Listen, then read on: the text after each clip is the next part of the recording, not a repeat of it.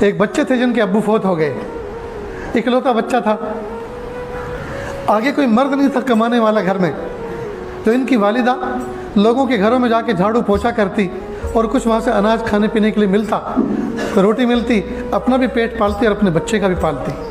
لیکن جب یہ پلٹ کے کام کر کے آتی تو دیکھتی بچہ محلے کے بچوں کے ساتھ مٹی میں کھیل رہا ہے، سوچتی جو کمانے والا تھا وہ تو چلا گیا اللہ کی رحمت میں قبرستان، اب کمانے کی ذمہ داری میرے ذمہ آ گئی، اب اس بچے کی تربیت کیسے ہوگی؟ بہت سوچا، اللہ سے دعا کی۔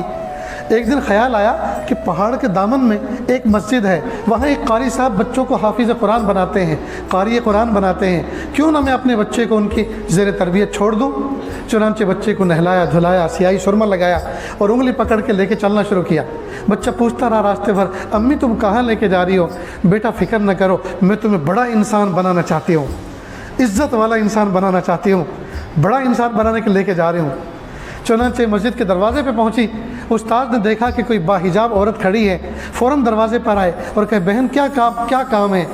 کہ استاد جی قاری صاحب یہ میرا بچہ ہے، اس کو لے کر آئی ہوں، کیا آپ اس کو حافظ قرآن قاری قرآن عالم بنا دیں گے؟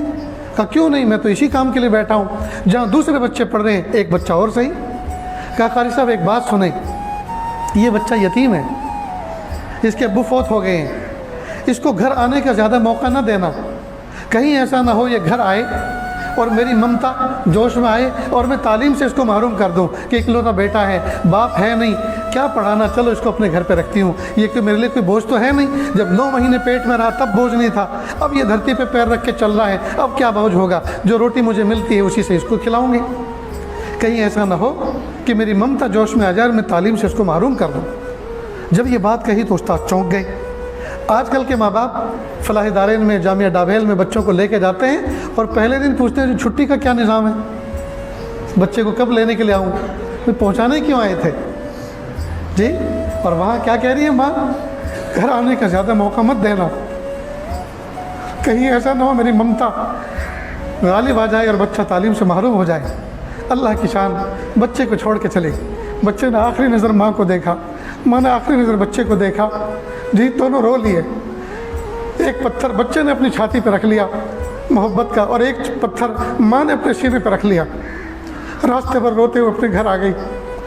استاد نے بچے کو بہلایا سہلایا، سر پہ ہاتھ پھیرا، پڑھانا شروع کیا۔ معصوم بچہ، ٹوٹا ہوا دل، اللہ کی رحمتیں اس کے دل پہ ہر وقت چھم چھم برستی تھی، دعائیں مانگتا تھا، نمازیں پڑھتا تھا، محبتوں سے پڑھتا تھا۔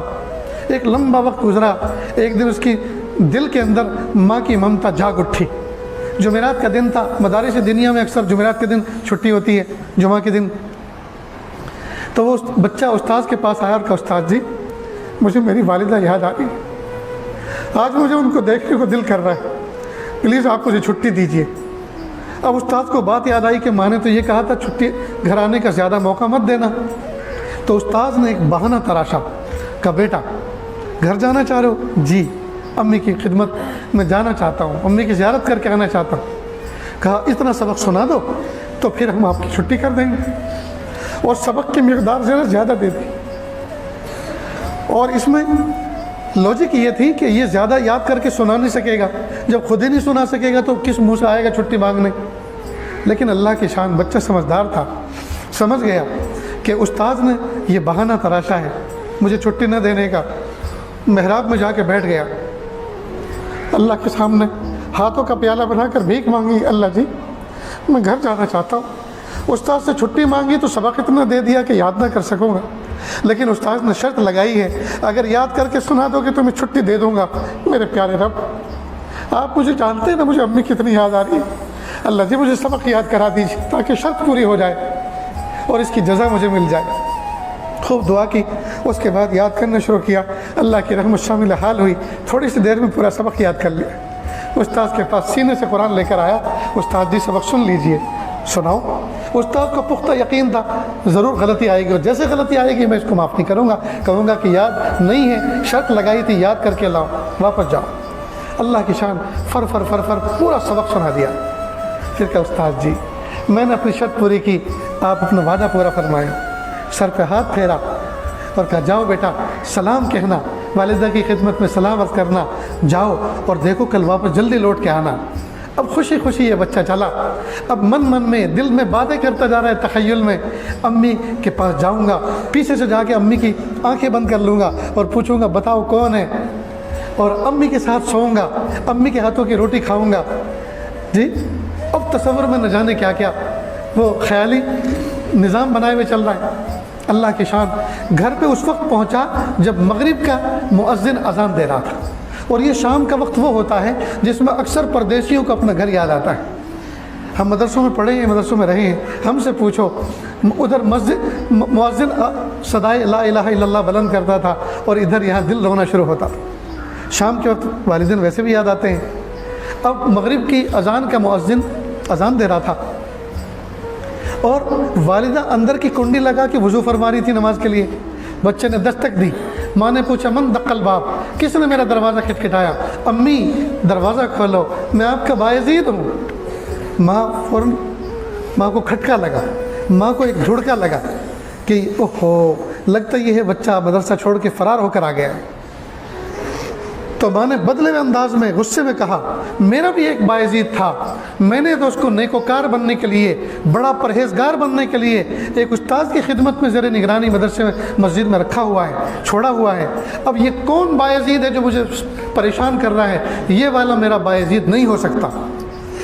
جب بایزید نے یہ الفاظ سنے ناراضگی کے، کنڈی جو کھٹکھٹا رہا تھا چھوڑ دی اور ایک لمحے کے لیے سوچنے لگا، پھر نیچے اترا، مڑ گیا کہ اوہو اس دن جو میری والدہ نے استاذ کے حوالے میرا ہاتھ کیا تھا، اس دن یہ کہا تھا اس کو بڑا انسان بنا کے چھوڑنا، گھر آنے کا موقع مت دینا۔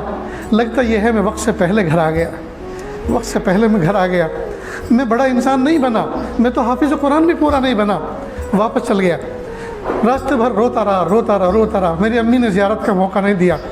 ادھر والدہ کا حال یہ تھا، سجدے میں سر رکھ کے رو رہی تھی، پیارے اللہ اس وقت تو آدمی اپنے دشمن کے لیے بھی دروازہ کھول دیتا ہے، اگر دشمن بھی سر سام کھٹکھٹائے اس کے لیے بھی دروازہ کھول دیتا۔ یہ تو میرا لخت جگر تھا، یہ تو میرے دل کا ٹکڑا تھا، اور میں نے اس کو، اور یتیم تھا، اور بہت دن سے میں نے اس کو دیکھا بھی نہیں تھا، یہ بھی تڑپ رہا تھا اور میں بھی تڑپ رہی تھی، لیکن میرے پیارے اللہ میں آپ کے راستے میں کیا چیز قربان کروں؟ میں نے اپنے جذبات کی قربانی پیش کی، اللہ ان کو قبول کر دیجیے۔ تو دیکھو یہ حفاظ ایسے نہیں بنتے، ایک طرف ماں نے اپنی چھاتی پہ پتھر رکھا، ایک طرف بچے نے اپنے سینے پہ پتھر رکھا، تب جا کر وہ بایزید بستانی بنا جس کا تذکرہ آج ہم اس بادشاہی مسجد میں کر رہے ہیں اور آپ لوگ سن رہے ہیں۔